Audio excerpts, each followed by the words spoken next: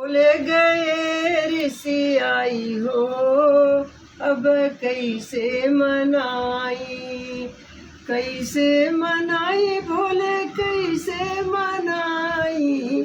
भोले गए ऋषि आई हो, अब कैसे मनाई।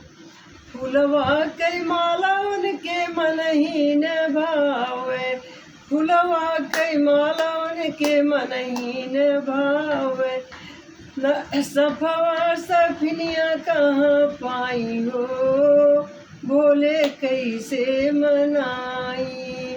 भोले गए ऋषि आई हो, अब कैसे मनाई।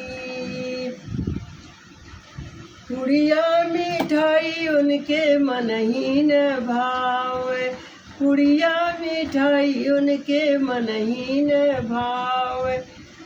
ए भंगिया धतूर कहाँ पाई हो, भोले कैसे मनाई, भोले कैसे मनाई।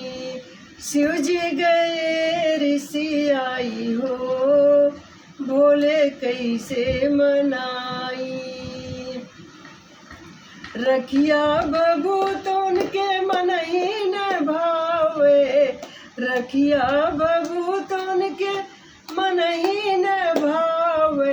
डमरू त्रिशूल कहाँ पाई हो, भोले कैसे मनाई, भोले कैसे मनाई। शिव जी गए ऋषि आई हो, भोले कैसे मनाई।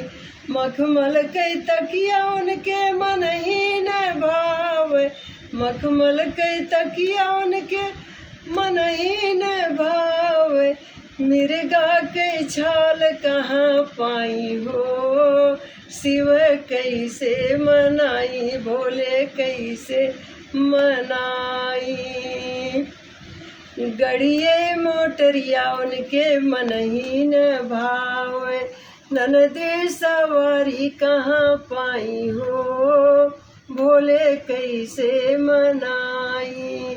ननदे सवारी कहाँ पाई हो, भोले कैसे मनाई। जय हर हर महादेव।